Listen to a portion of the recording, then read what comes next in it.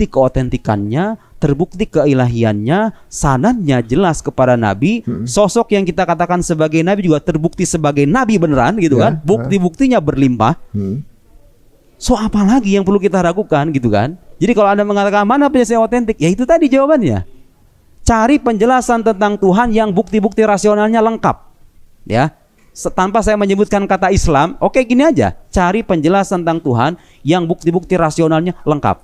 Kedua, cari penjelasan tentang Tuhan yang bukti-bukti tekstualnya, bukti-bukti kewahyuannya, maksudnya kitab suci ya, yang itu benar-benar terbukti berasal dari kitab yang benar-benar firman Tuhan. Sesuai dengan diturunin dan itu bisa divalidasi, dibuktikan secara rasional, diuji bersama. Makanya itulah pentingnya, itulah istimewanya Islam. Islam itu punya kitab suci yang bukti keilahiannya bisa diuji secara rasional, bukan hanya secara indrawi.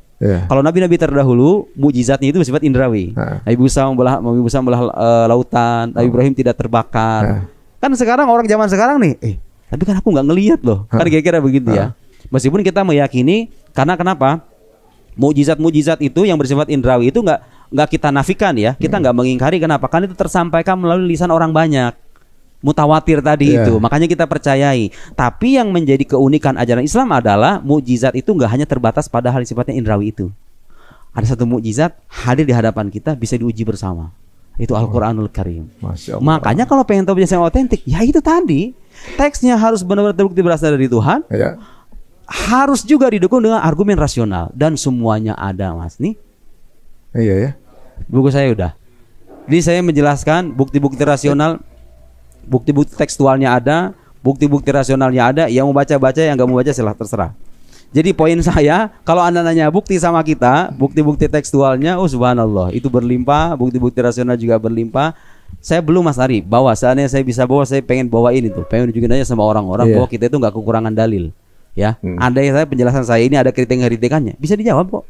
Ada Mas, saya waktu kuliah di Al-Azhar itu, sekolah jurusan akidah filsafat ya. Ada sebuah kitab akidah judulnya Syarhul Maqasid, karangan Imam Taftazani, 5 jilid segini nih. Kalau kurang puas dalil, ini kitab kan tipis, kita tipis segini gini, ayo kita bisa gitu mempertebal gitu. Kurang puas Anda, 5 jilid ya.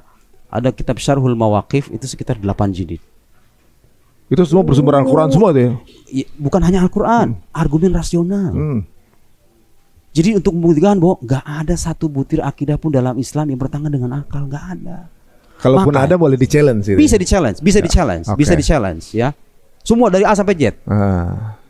Makanya ini pentingnya kita belajar agama secara akademis ya, supaya kita membuktikan bahwa kita itu nggak hanya beragama dengan dogma gitu loh. Sesuatu yang diajarkan sama guru ngaji Anda telan gitu, enggak. Ada bukti-buktinya, cuman kadang kita nggak tahu. Atau kitanya yang malas ya. Ya itu fakta. Nah, tapi ada keunikan jadi saat untuk mementahkan konsep Al-Quran ini gitu. Sempat ada mungkin kita nggak tahu ya, ibaratnya ini yang melatar belakangi, tapi ada ilmuwan non muslim yang mengatakan ditemukan 37 Quran berbeda. Begitu dia bilang, dengan 95.000 kontradiksi katanya begitu kan.